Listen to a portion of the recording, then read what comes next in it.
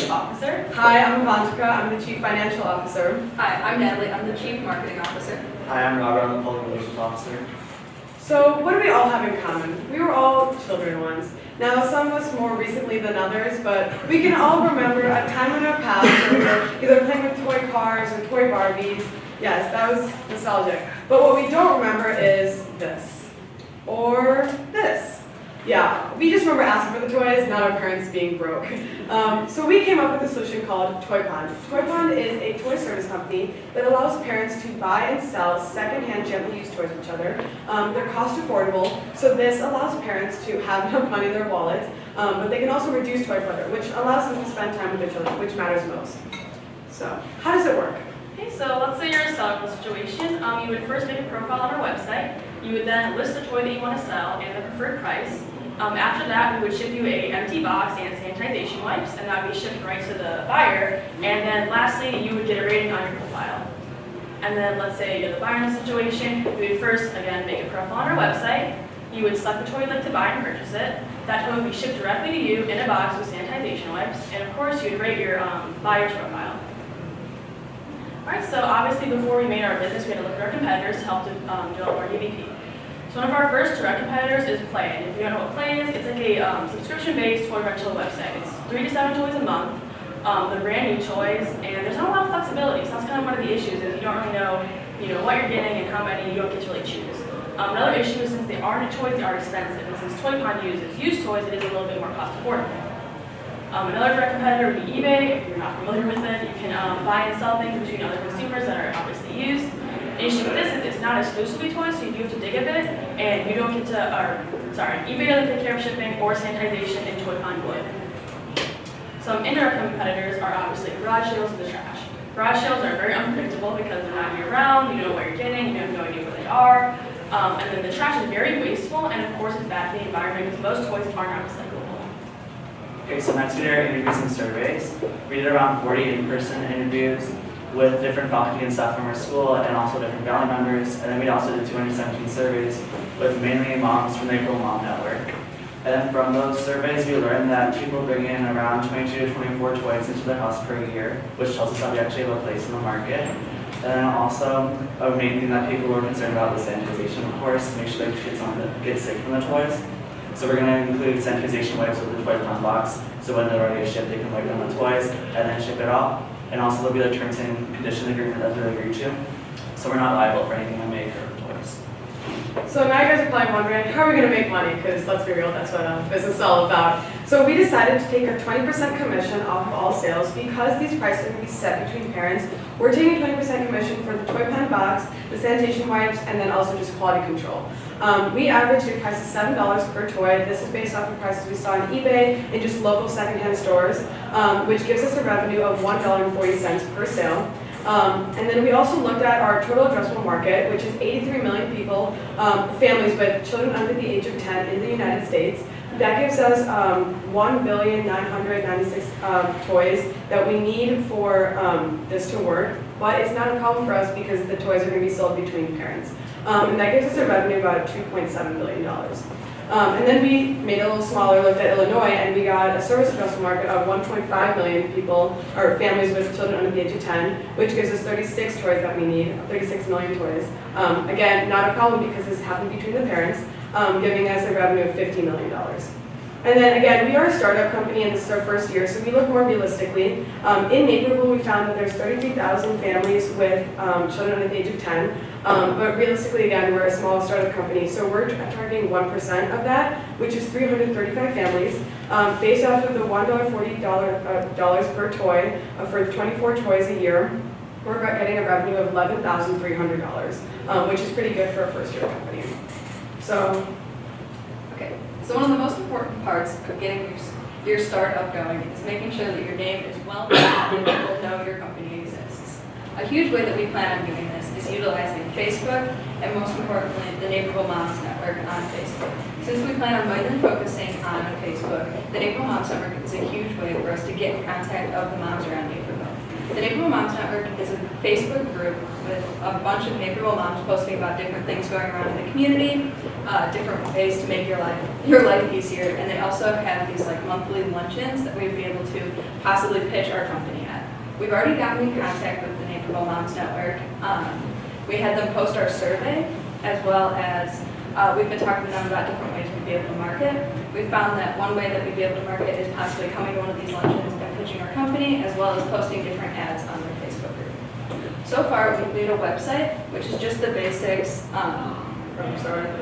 The website is right now just basic. It says what our company is about, where you go to buy, sell, or possibly in the future rent toys.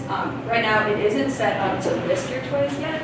However, we plan to do that as soon as possible, possibly before this semester ends, to be able to give parents the opportunity to start listing their toys and possibly purchasing the toys that are on the website.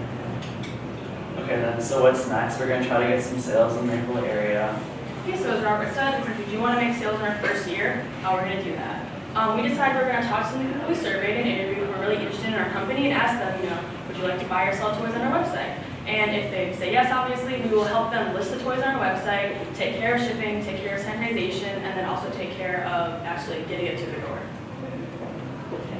For the next in the possible next 5 to 10 years, a huge thing would be focusing on marketing. One opportunity that we've been looking into, possibly down the road, is there's a young boy on YouTube called Ryan's Toys Review. He's currently the top earner on YouTube, and what he does is he just gets new toys and reviews them and says how he feels about the toys. This would be an awesome way to have possibly contacting his parents and having him do an unboxing video of getting our second-hand toys and having him talk about how he feels about these toys even though they are second-hand.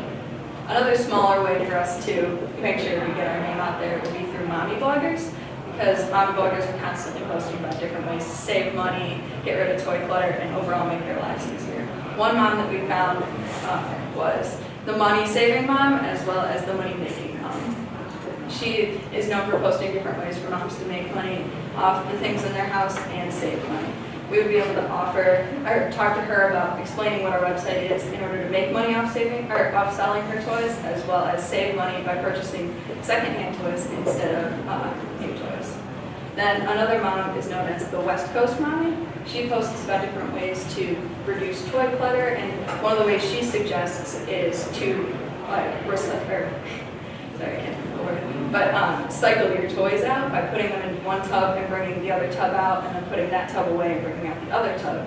One way that we can offer to talk to her about this is in the future we plan on possibly offering a rental service. So a way to recycle your toys and still save money would be renting your toys or simply listing them and buying different ones.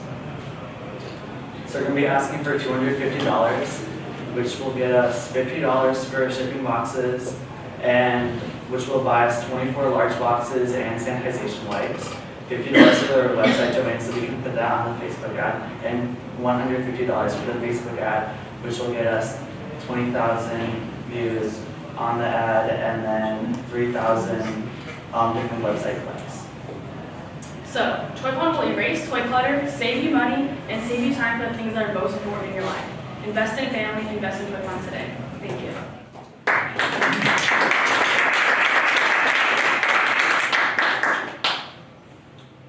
Any questions? So within your, I understand the revenue model. I understand how you generate revenue. On the operational side, you're looking at your costs. Have you modeled that yet? We have not modeled the cost yet, but we do plan on, making like a mini little mock-up business, like I said before, and hopefully that'll work out. So you need to test out whether or not the percentage in the commission that you're actually going to be charging is going to be sufficient to at least break even.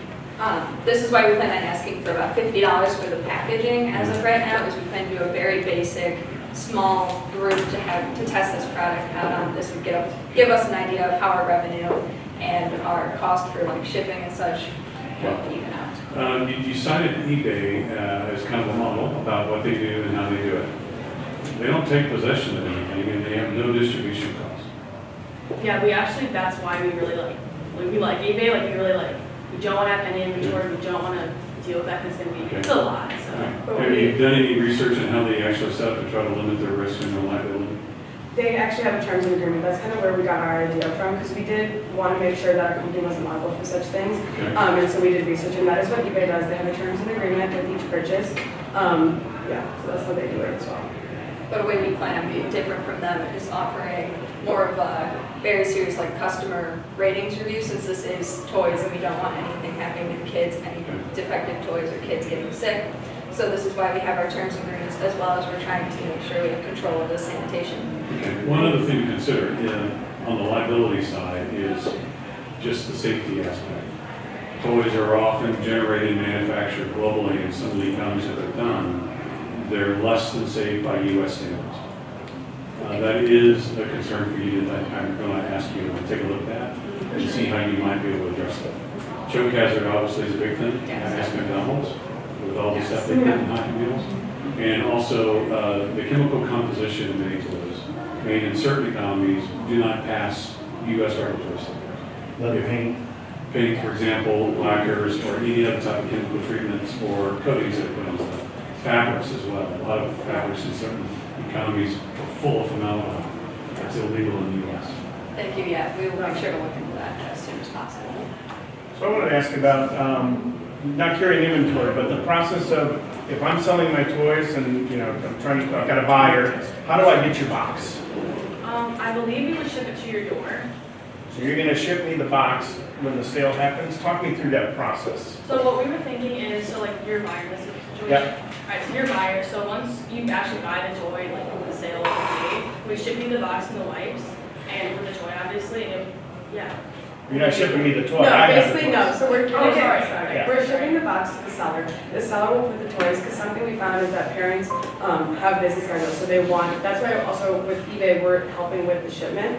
So we'll give this box to the seller, we'll take their toy, have sanitation wipes, and that box will be shipped to a buyer. So the buyer will get sanitation wipes, the toy, and our ToyPond box, and that's what's gonna be shipped to their house.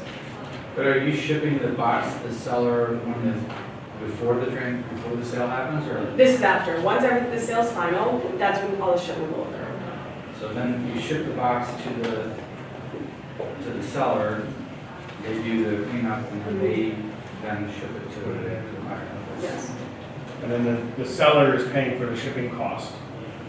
Yes, This that's time- something that we're figuring out, just with like finding the cost of that. But we are considering having a shipment cost for that. Not too expensive, but yes, that's the plan. You know, often with startups, folks are encouraged to do things that don't scale, right? So there's a version of your business that requires a lot of hand-holding, a lot of hands-on stuff at the beginning. That's different than what the business will look like when it ultimately becomes like the eBay, right? Where everything is hands-off, sellers and buyers are interacting with each other, you guys don't play much of a role in it. And so I'd encourage you to think of what we call single player mode look like. So the first iteration of the business where you can take all the friction out for any of the customers. There is no pain, there is no friction for your buyers or your sellers. You guys absorb all that friction, and then you use that to get enough traction to ultimately go to a much more hands-off, more scalable model. So I'd encourage you to think about that. The other thing I wanted to mention is there are folks that this business has been tried many times. People have failed. So there's reasons for that, and maybe now is the right time. But it's always great to pick the brains of folks that have tried this before and figure out what worked and what didn't work. There's also complementary businesses, like a woman named Sharon Snyder here in Chicago launched a business about 5 years ago called Moxie Jean, where she was reselling children's clothing. So I was going to suggest this to the last group, which is clothing focused, but this is actually a core demographic for you guys. You guys are serving the same ultimate users as Sharon did. Now she exited her business, but she'd be a good person to talk to figure out how was she able to execute a two-sided marketplace in the parent segment, you know. But I think it's a wonderful concept, and somebody's going to do this right, and it's going to be a big business. If you don't mind me asking, so you're saying at the beginning about hand-holding, and with the money from the MVP, we would plan on doing a very basic, getting people from the general area of Naperville to list their toys and parents that may want to buy the toys. And the way we plan on doing it is simply just driving our car around and dropping the box off in the sanitation, as well as then later on picking up the toy with the box and delivering it to the other house. Do you think there's another way that we would be able to ensure more so and, as you say, hold their hands more so to make sure? That I think that's a wonderful idea. I'd even probably restrict it and focus the model a little more. So you guys talk about buying, selling, and renting. I would pick one to begin, right? So don't focus on buyers and sellers and people that want to rent. Like, maybe just focus on buyers. You figure out how to procure a bunch of toys, and then you just try and figure out the demand side. But the driving around and really hand-holding the whole process, I think, is a wonderful idea.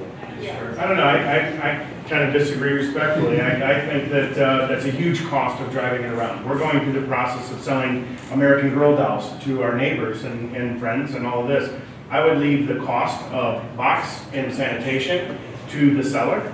And basically what happens is let the seller just box it up and send it. Maybe as a courtesy, what you would do to the buyer is just send them a handful of wipes.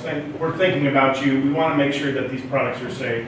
More, reduce all that cost, because it's no problem for us to go and get a box, put it in there, and then slap a label on it and send it away. The exciting thing for us is that we're making the money, and you got to think about reducing the sales cycle.